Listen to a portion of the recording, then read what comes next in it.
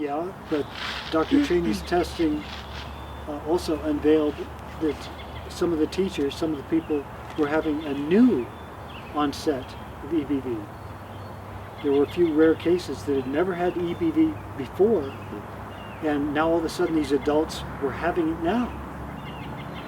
So the reactivation would speak to strictly a failure of the immune system, but to see a new onset of EBV kind of piqued both his and the CDC's interest, because they're thinking maybe it is a rogue strain.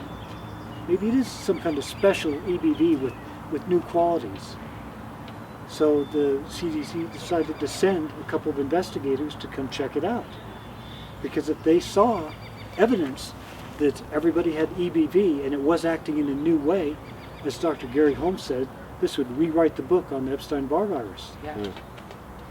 So that's why they came out. People think that the CDC investigation was to look into, whatever was happening at Lake Tahoe. Not really. The two investigators had a very restricted mission. I see, to look specifically for Epstein-Barr. this cause. That's it. That's all they were looking for, nothing else. Well, sure, if they could stumble over Something else. that was fine. But their mission was to find out if this fit the chronic Epstein-Barr virus syndrome and report back. Got it. Which makes sense. That's what a government employee would do. Well, yeah. They're not going to go out there with an open book and say, I'm just out here to do whatever. All right, they're going to come with a specific mission in mind. Yeah, That's how they work. Important to understand, because everybody was scared to death at North Lake Tahoe.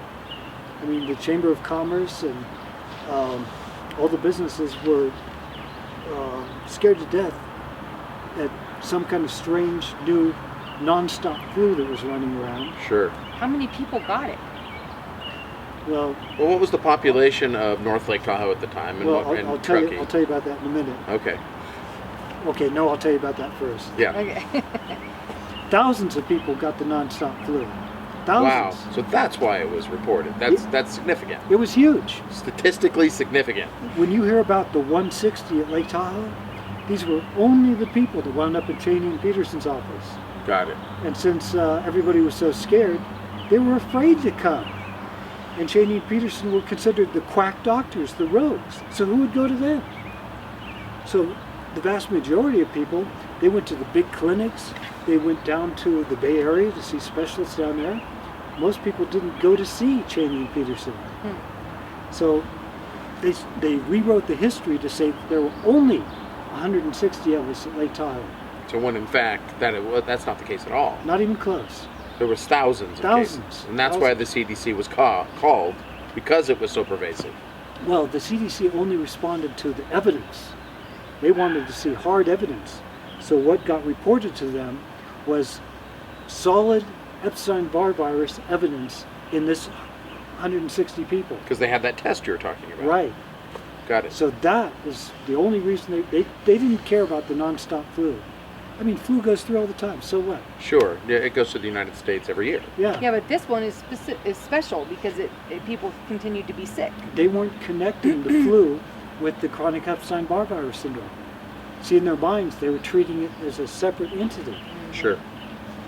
When in fact, they were both a symptom of some similar cause of some kind. But that's still the mystery. It was all part of the same mystery. Oh, so you had separate people, some people with the flu that didn't end, and some people with what? Well, they also had the Epstein-Barr, is what he was saying. Oh, those are the same people. Yeah. So they'd get this flu, and then they would test positive for the Epstein-Barr virus. Exactly.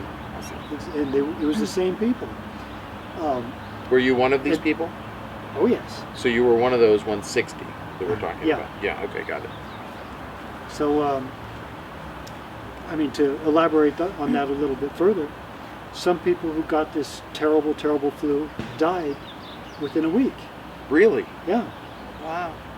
And when the CDC came to investigate the mystery illness, they started talking about, well, this is a chronic disease that we're looking at. And so I said, well, what about the people that died? They had the same flu. Don't they count as part of the statistic, as part of the evidence base? They go, well, no, because a chronic flu is a chronic illness. Is It's no obviously longer chronic in a dead man. Is That's that right. what? Dead people don't have a chronic illness. Yeah. So they're dismissing the people that died to fit their. So yeah, so do you know of the? so they don't count because they died, right? Oh, geez. Well, that doesn't make any sense. So what? How many people did pass away from? At least 4 that I know of. Okay. Well, one of them was a coworker.